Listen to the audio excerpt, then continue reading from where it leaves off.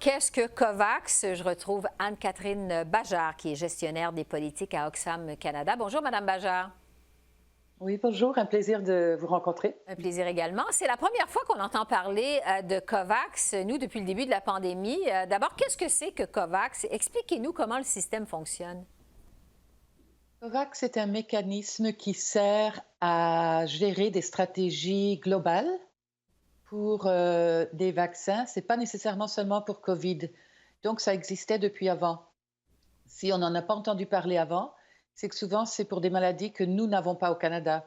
Donc, le malaria ou paludisme, l'Ebola, des choses comme ça, ont eu besoin de mécanismes de gestion de la distribution, de la fourniture et distribution de vaccins. Uh-huh. Et donc, COVAX existe depuis avant.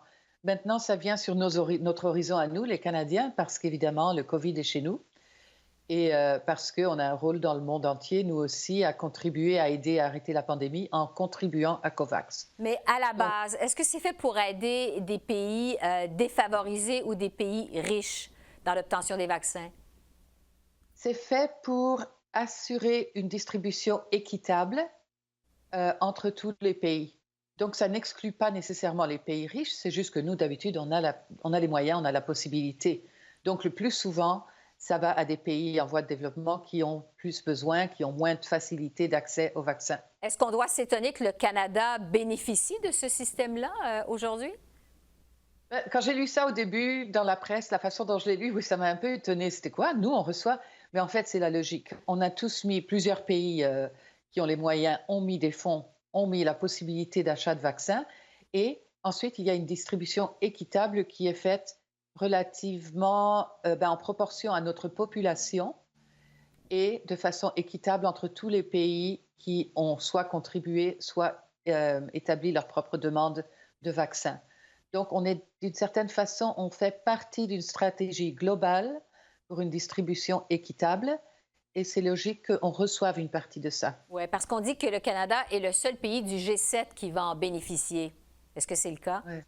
Mhm. Ça, j'en suis pas sûre. Je n'ai pas encore Ouais. vu ce détail-là dans la liste, mais j'ai vu que le Canada, effectivement, a contribué suffisamment pour pouvoir contribuer aux pays en voie de développement et en même temps avoir un petit pourcentage qui correspond à notre population pour cette année. Dans ce cas-ci, maintenant, pardon, je regardais mon document, mais le document de COVAX, mais c'est pour le premier quart de l'année. Ouais. Est-ce qu'on doit en comprendre que l'approvisionnement en vaccins va à ce point mal au Canada, qu'on est relégué au même rang que les pays où ça va vraiment pas bien, qui sont plus défavorisés? Est-ce que c'est une bonne interprétation? Non, et d'ailleurs, c'est une excellente question, justement parce qu'on peut démentir ça, Mhm. parce que ce n'est absolument pas parce qu'on est dernier sur la liste ou qu'on a des besoins, c'est parce qu'on est en avance sur notre capacité de contribuer à une stratégie globale. Mhm. Si on ne fait que se protéger nous-mêmes et pas essayer d'appuyer le reste du monde, on ne peut pas arrêter un virus. Le virus, ce n'est pas une question d'un pays à la fois. Il est partout dans le monde. Donc, le Canada, en fait, on a une stratégie qui est locale dans le pays et en même temps, on a eu cette possibilité. On est vraiment chanceux et en même temps, on est bien. On nous remercie de ça, de contribuer à une stratégie globale. C'est aucunement parce qu'on est tombé dans les rangs de distribution ou d'accès aux vaccins. Ouais, et il faut mentionner que le Canada a contribué financièrement à COVAX à hauteur de 440 millions, pas plus tard qu'au mois de septembre dernier. Ça veut dire que le Canada, Mme Bajard, va recevoir des vaccins supplémentaires grâce au système de COVAX d'ici la fin du mois de mars, selon ce qu'on apprend aujourd'hui. Ottawa dit que ce sera plus d'1 million de doses, alors que l'OMS, qui chapeaute COVAX, parle plutôt de près de 300 000. Quoi qu'il en soit, parce que, bon, il y a des chiffres qui vont rester à être confirmés. Est-ce que le Canada va, à cause de ça, en quelque sorte enlever des vaccins qui étaient destinés à des pays moins favorisés? Non, je pense que c'est plutôt une stratégie de démontrer c'est une façon de démontrer ce qu'est l'équité. Mhm. Dire, vous avez telle population, nous avons telle population, voilà comment on va distribuer ce qui est disponible. On a encore la possibilité de contribuer plus au-delà de là. Mais au moins, pour la base du système, les gens qui sont dans le système, vous aurez tel pourcentage par rapport à votre population. Ça fait une distribution équitable.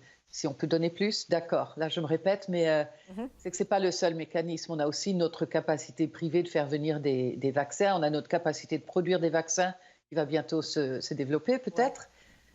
Donc, oui, c'est OK. plutôt une démonstration de travail équitable. Anne-Catherine Bajard, qui est gestionnaire des politiques à Oxfam Canada, merci pour ces précisions au sujet de COVAX, dont on n'avait jamais entendu parler. Je le répète, alors ça nous éclaire un peu. Merci beaucoup. Merci. Je vous remercie. Au Au revoir. revoir. Bonne soirée.